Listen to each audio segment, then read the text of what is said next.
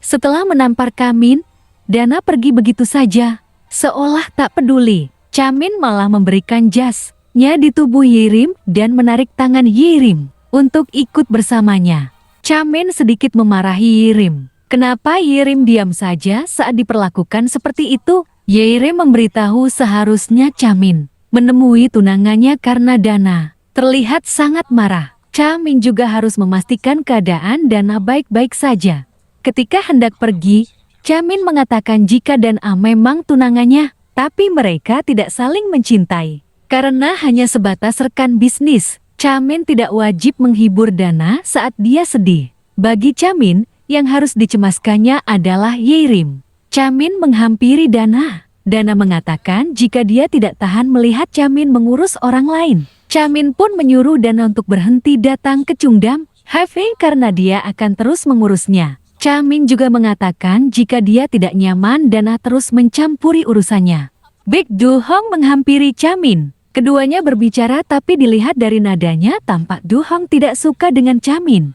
Ternyata di masa lalu, Chamin pernah memberitahu pacar Do-hong jika dia tidak akan mendapatkan apa-apa jika menyukai Do-hong. Do-hong yang sampai saat ini masih menyimpan dendam akan memastikan bahwa kali ini dia tidak akan kalah lagi.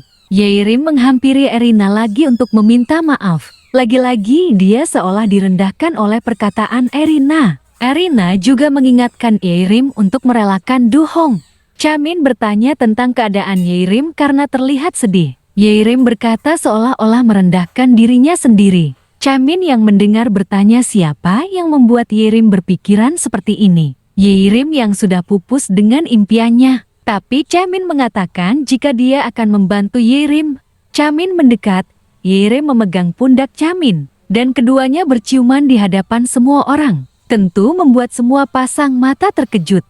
Yirim bertanya, dari awal Chamin membenci impiannya menjadi Cinderella, tapi kenapa sekarang Chamin membantunya mewujudkan impiannya? Tapi ketika Chamin menjawab, Yirim malah menyimpulkan jika Chamin mengasihaninya. Setelahnya, keduanya malah berdebat tentang ciuman mereka tadi dan Chamin sedikit menggoda Yirim.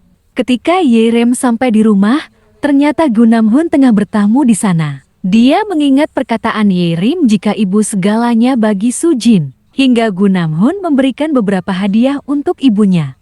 Chamin memberitahu temannya tentang orang yang dia suka, tapi Chamin tidak akan menyukainya. Yirim sama seperti ibu Chamin, bahkan sampai impian Yirim yang menjadi Cinderella. Pada akhirnya ibunya bercerai dan pergi membawa banyak uang hingga itu membuat ayah Chamin hancur, dan Chamin tidak ingin hidup seperti ayahnya. Chamin pasti akan mengirim Yirim ke pria baik yang diinginkannya nanti.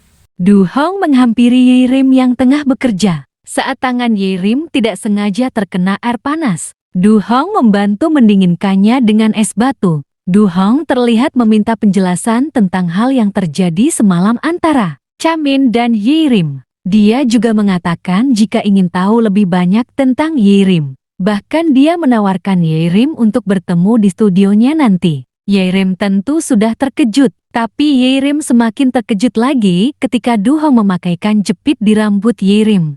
Rekan kerja Yirim mengatakan jika pasti Chamin menyukai Yirim. Tapi temannya itu yakin jika Chamin memang menyukai Yirim. Akhirnya keduanya ingin mencoba menguji Chamin. Yirim masuk ke ruangan Chamin dengan membawakan camilan. Dia mengatakan jika Do-hong memberikan jepit rambut untuknya. Yirim juga mengatakan jika tindakan spontan Chamin saat mencium Yirim kemarin mungkin berhasil memengaruhi Do-hong, hingga Do-hong mengundang Yirim ke studionya. Dan Chamin yang mendengar terlihat sangat kesal tapi dia berusaha menyembunyikannya. Menurut Yirim ciuman mereka kemarin ada efek sampingnya. Dia ingin memastikan itu sebelum pergi ke studio Do-hong. Dia menyuruh Chamin menutup matanya dan hendak menciumnya sekali lagi.